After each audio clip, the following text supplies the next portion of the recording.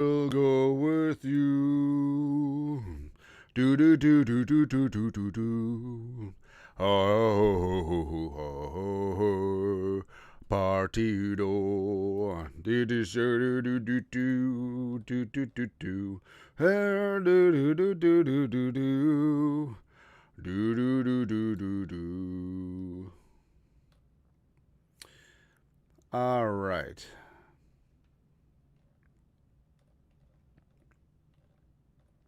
All right, what's going on, Jerome's doing up a little test of the live stream, just making sure that we're good to go. It's been a while since the live stream. I think the last one was I think we did something for the schedule release and definitely the draft. So it's good times there. So we're going to be here for the Raiders games. We're going to be here for the Browns, Eagles, etc. Live streaming some Q&A. It's going to be a good time. And all Venmos, Cash Apps, Super Chats donated in the month of August going to Every Meal Twin Cities or donate directly. Link is in the description. Shoot us an email if you donate directly so we can add it to the total. Goal 1509. Feeling fine. Dallas Turner. J.J. McCarthy. And Every Meal, they wonderful charity here in the Twin Cities. The Jeromes, you guys crushed our goal with them during the draft. And so a lot of kids get their nutrition from school lunches, but when school's not in session, weekends, holidays, summer, Every Meal helps fill in the gap. They do fantastic work right here in the Twin Cities. So thank you very much for your support. You guys are the best. So we are going to do a little Q&A during this live stream test. Make sure that everything is good to go. Caleb, how long do you think Jordan Addison will be suspended for? It's going to be 3 games. I don't think that his speeding ticket will enhance the punishment. Also, I don't think it's going to be this season. I think it's going to be next year. If Addison pleads guilty at his October 7th hearing, maybe he'll be suspended this year, but I doubt he will. I think that this will just be adjudicated out. There you go. All right, so first one, Reed Jensen, who will be this year's T.Y. McGill? So T.Y. McGill was just a preseason superstar and lived large, a big house, 5 cars. So McGill, defensive tackle, I think he's still on San Francisco. Yeah, but McGill was fantastic. I mean, hell, we could use T.Y. McGill right now. But also, he was the new age Audie Cole. Remember, Audie Cole had like 2 pick sixes in preseason. But who can step up, unheralded guy? I don't know, maybe Dwayne McBride just peels off 100 spot in one of these preseason games. Maybe Lucky Jackson catches a couple touchdowns. Samus Reyes, international pathway player, maybe gets it done. There you go. Maybe T-Rob or Doug Nestor or JEROME Herks is a stud.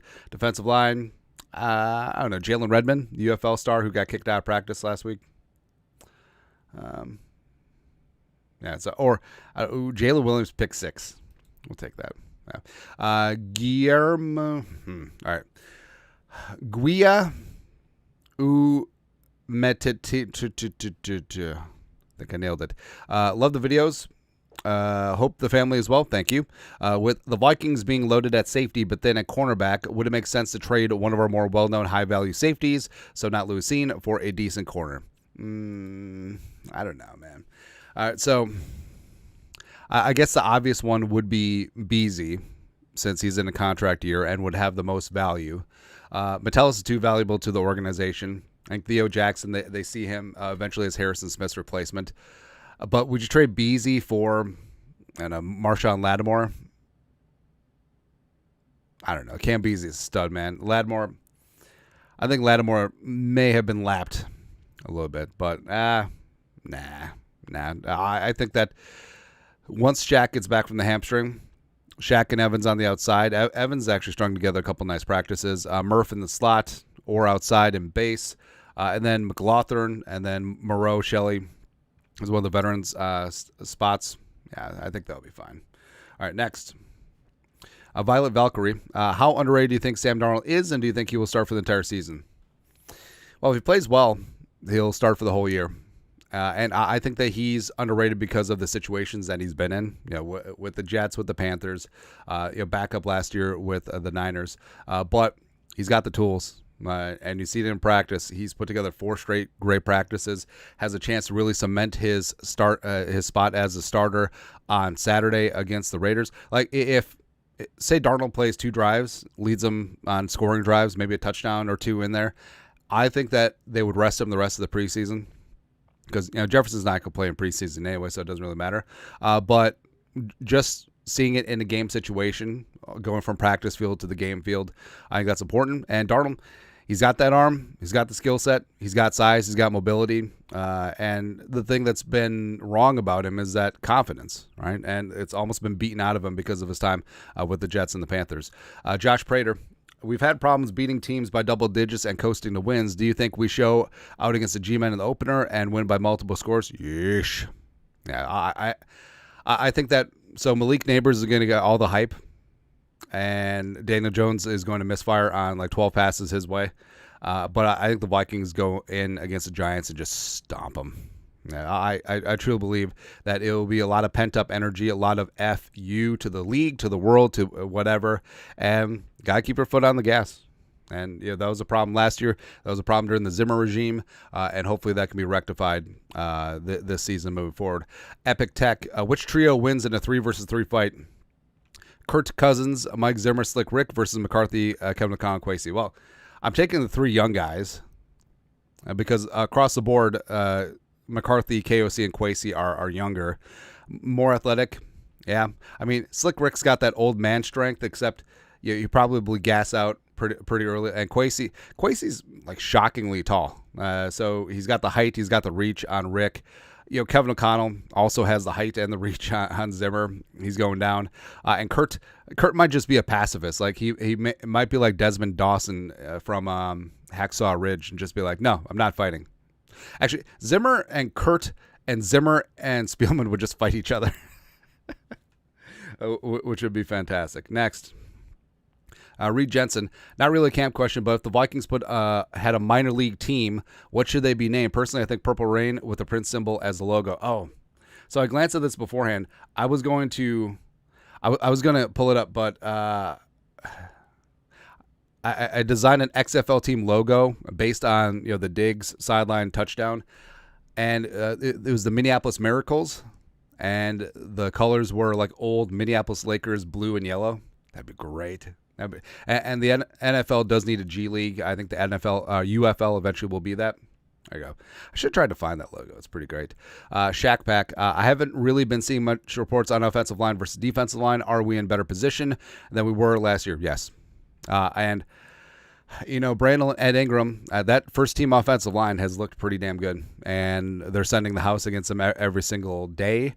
Defensively, that pass rush is going to be legit. I can't wait to see Diamond Dallas Turner out there. And also, they've been working with Jaquelin Roy, Jonah Williams, and Levi Drake Rodriguez to try and generate some sort of interior pass rush. But also, I think the emphasis that Kevin O'Connell put on more physicality this year, especially in the trenches, I think they'll pay off in the season, despite some nicks and bruises right now.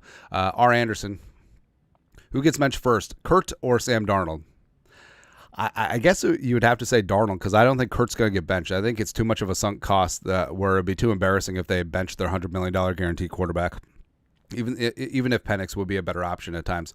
Todd Haysbrook, if the current position group all play dodgeball against each other, tournament style, who is winning? There's a very obvious answer, and it's the wide receivers. I'll tell you why. So part of dodgeball is catching the ball thrown at you and then throwing it back, because it takes the other person off the court. Plus, it's a thing of surprise, and you're able to generally take someone out as well. Plus, we've seen Jefferson throw the ball. Like, Jefferson can chuck it, right? Obviously, great hands. Also, in terms of dodging the ball, they're definitely smaller targets than the O-line and D-line. Plus, they have agility, quick twitch, and should be good to go. Like, it'll come down to the wide receivers and the DBs. And the DBs, of course, like, well, if they could catch, they would have been wide receivers. Yeah. But receivers dominate dodgeball. Todd Haysbrook. Oh, that was that one. Last one, Christopher Anderson. It's crazy how everyone is so scared to ruin J.J. McCarthy. I think winner I think winners always figure out ways to win. Colts didn't ruin Peyton Man thing, when they started him as a rookie. Well, he did throw 28 picks, but he certainly did learn from that and became the best regular season quarterback in NFL history. Colts didn't ruin Andrew Luck when they started him as a rookie. I don't know, man. I mean, they didn't ruin him early, but they ruined him eventually. Yeah, just that lack of offensive line in front of Andrew Luck. Yeah. Nah. Also, our assistant GM, Ryan Grigson, was the architect there in Indianapolis, but not so much. Look at Troy Aikman. I don't know, man. Troy Aikman and the Cowboys went 1-15, and I'm pretty sure that Aikman didn't start the game that they won. It's literally like the worst season for a rookie quarterback in NFL history. Yeah, I think Steve Walsh might have started the one win. Doesn't matter, but obviously it worked out for Troy Aikman. So I understand it, where except for every example, like Peyton Manning got ruined and was fine. Luck was actually fine out of the gate and then eventually got ruined, but Aikman was ruined initially and then was fine. There's so many dudes who just get ruined in their first year and then get ruined. So I understand that. And Dwayne Haskins, rest in power. Kevin O'Connell has talked about how his lack of development in Washington and just throwing him out there, like really impacts how he's going to approach things with J.J. McCarthy, because Kwesi and Kevin O'Connell know, like, this is their one shot. Generally, GM's head coaches don't get another chance to draft another high first-round quarterback. If McCarthy busts and ain't it, they're probably going to be fired, right? But I do think that the situation is obviously different here with the Vikings. Amazing weapons, got a great left tackle. Offensive line should be improved. Run game should be improved. You got Kevin O'Connell working with you. That defense is going to be legit, getting you the ball back. So I feel like if they feel comfortable enough with McCarthy, let him rip. But Sam Darnold is a viable option right now.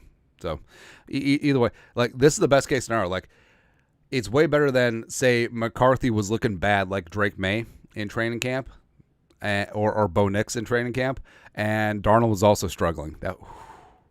Again, a quarterback competition where both guys are good versus both guys are mid, and the debate is who's less mid.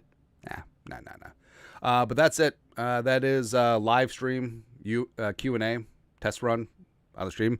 We'll be here 3:00 kickoff Central Time, the only time zone that matters, tomorrow against the Raiders. You guys are the best. Thanks for chiming in this Friday, beautiful, gorgeous Friday afternoon.